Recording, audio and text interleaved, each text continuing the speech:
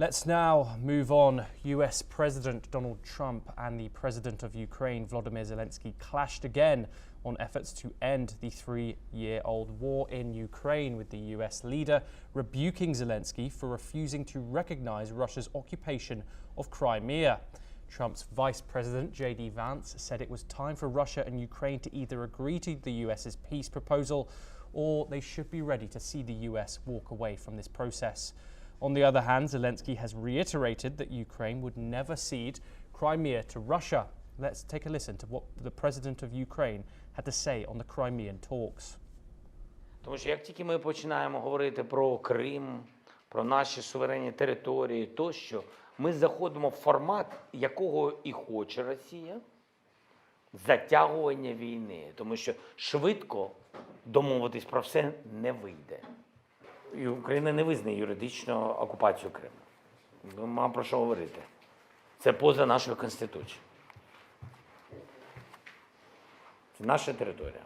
Територія народу України. Ми не можемо просто, а чому би ні? Чого не буде? Мені здається, що...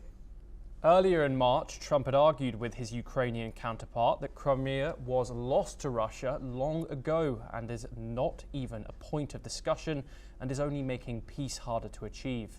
Here is what the director of Russia and Eurasia program at Chatham House, James Nixey, said on the issue of Trump's view of the Russia-Ukraine peace process.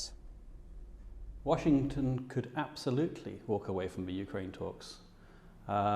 This is a very different America to the one we saw 12 months ago, one which does not particularly care about the fate of Ukraine. As a result of that, if it doesn't get what it wants first time around, if it doesn't get to solve the problem as it claimed and boasted it could do, then it would seem to be a reasonable play for this administration not to get into the quagmire that it perceives as being the Russia.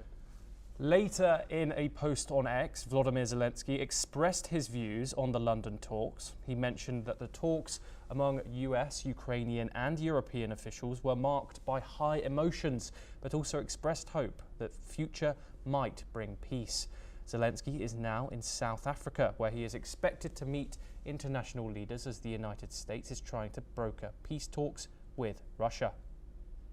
We are joined by Quentin A. Hitchcock, American political consultant located in Washington, D.C., to discuss this further.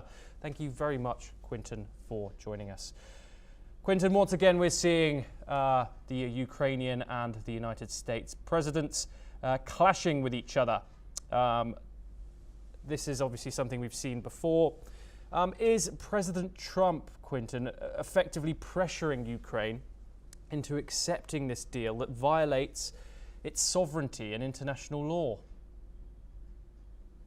Absolutely. I don't think there's any question about that. I also think it's interesting that whether it's President Trump, Vice President Vance, our Secretary of State Marco Rubio, that all in the past 72 hours have threatened to walk away from peace talks with Ukraine and Russia.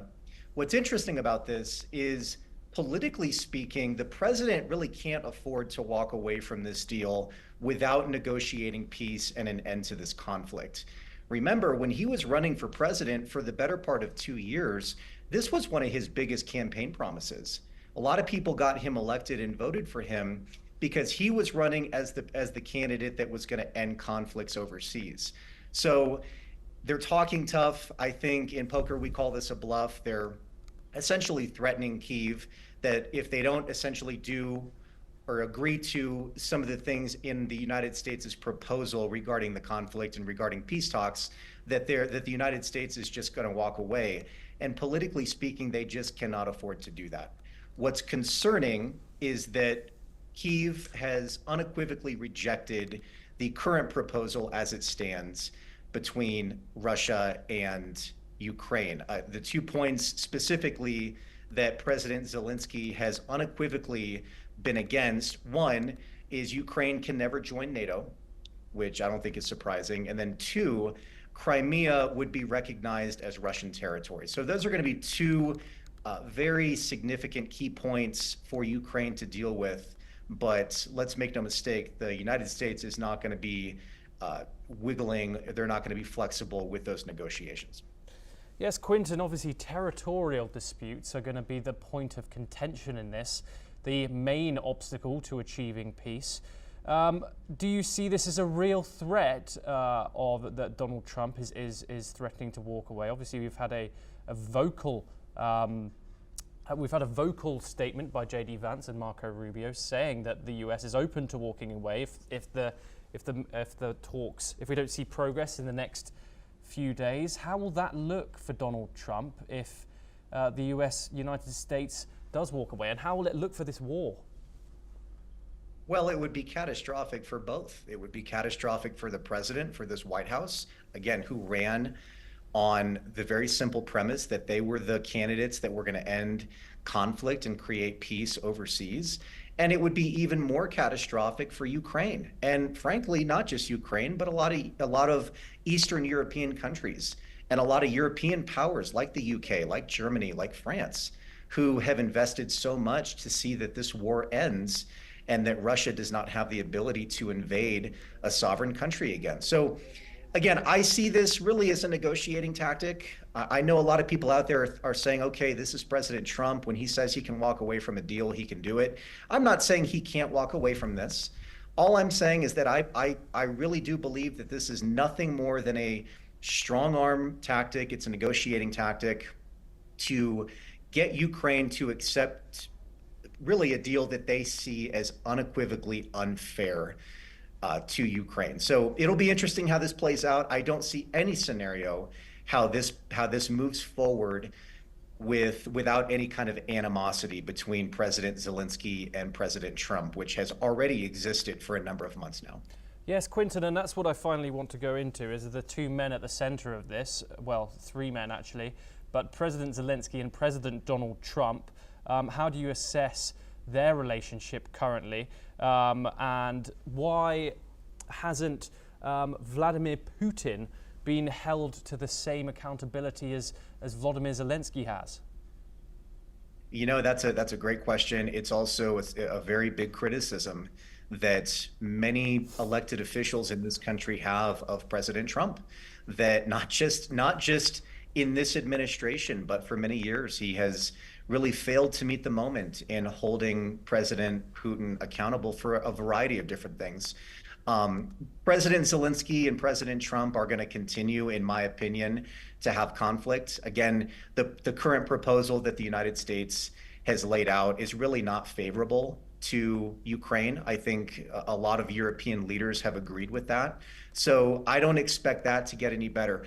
What I will say, and what's very, very disappointing in this, and frankly, the harsh reality of this situation, is President Putin is very much listening to what President Trump is saying. You mentioned earlier in the program that just hours after President Trump went to social media to attack President Zelenskyy, Russia, by missile strike, has attacked two of the largest cities in Ukraine, Kharkiv and Kyiv.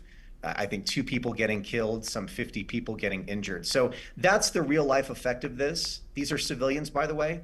So the quicker President Zelenskyy and President Trump can come to some sort of agreement, the better this is going to be for all of Europe, for the region, for the rest of the world. But as we stand right here, it certainly appears to be that we are a far ways away from that happening. Quinton A. Hitchcock, thank you very much for joining us.